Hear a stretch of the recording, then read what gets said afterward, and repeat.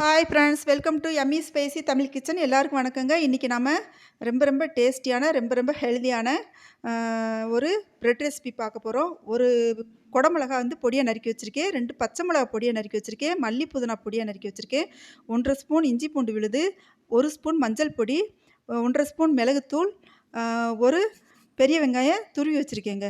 இப்போ ப்ரெட் இருக்கு இல்லையா, இதை வந்துட்டு நம்ம ஓரத்தை வந்து கட் பண்ணிக்கலாங்க.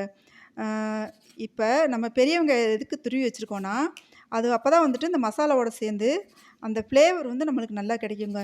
நறுக்கி போட்டோன்னா அது துண்டு துண்டாக நிற்கிற மாதிரி இருக்குங்க. இப்போ வந்துட்டு இதை வந்து முக்கோண ஷேப்பில் கட் பண்ணிக்கலாங்க. 3 ப்ரெட் எடுத்துக்கலாங்க இதுக்கு.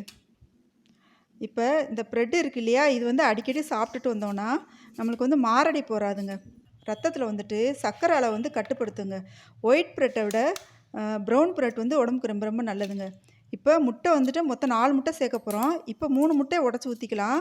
அடுத்து வந்துட்டு லாஸ்ட்டில் வந்துட்டு இன்னொரு முட்டையை உடச்சி ஊற்றிக்கலாம். மசாலா எல்லாம் கலந்த பின்னாடி 100 மில்லி பால் எடுத்துருக்குங்க, அதை இதோட சேர்த்துக்கலாங்க. இப்போ இதில் வந்துட்டு வைட்டமின் இ நிறைய இருக்குங்க.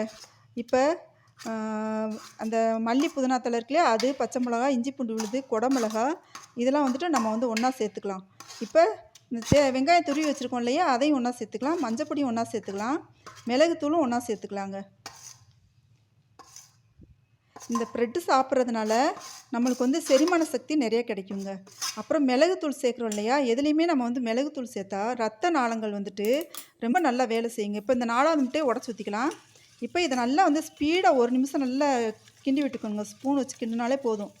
நம்ம வந்து பெருசாக மெனக்கிட தேவையில்லை. இப்போ வந்துட்டு நம்ம இந்த ப்ரெட்டு சாப்பிட்டுட்டு வந்தோன்னா உடம்பு வந்து ரொம்ப ஸ்லிம்மாக இருக்குங்க.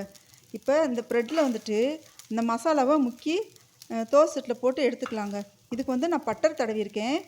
ஆயில் ரொம்ப உடம்புக்கு சேர்க்கக்கூடாது. இப்போ திருப்பி போட்டுக்கலாம். இப்போ வந்து பொன்னிறமாக இருக்குது பாருங்கள்.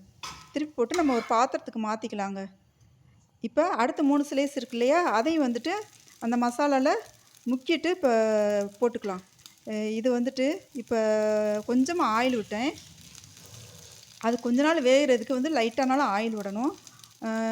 இந்த இந்த ரெசிபி வந்துட்டு சும்மா ஒரு 5 நிமிஷம் கூட ஆகாதுங்க.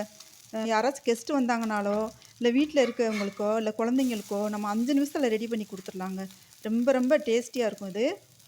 வெளியே வந்துட்டு கிறிஸ்பியாக இருக்கும், உள்ளே வந்துட்டு சாஃப்டாக இருக்குங்க. இப்போ நம்ம டயட் இருக்கோம் இல்லையா, டயட் இருக்கவங்க வந்துட்டு இது வந்துட்டு ஒரு நேர உணவாக எடுத்துக்கலாங்க. ஆனால் வந்துட்டு இது ரொம்ப அதிகமாக எடுத்துக்கக்கூடாது. இதில் வந்து கார்போஹைட்ரேட் வந்துட்டு அதிகமாக இருக்குது. அதனால் வந்துட்டு ரொம்ப ஜாஸ்தி நம்ம வந்து எடுத்துக்கக்கூடாதுங்க.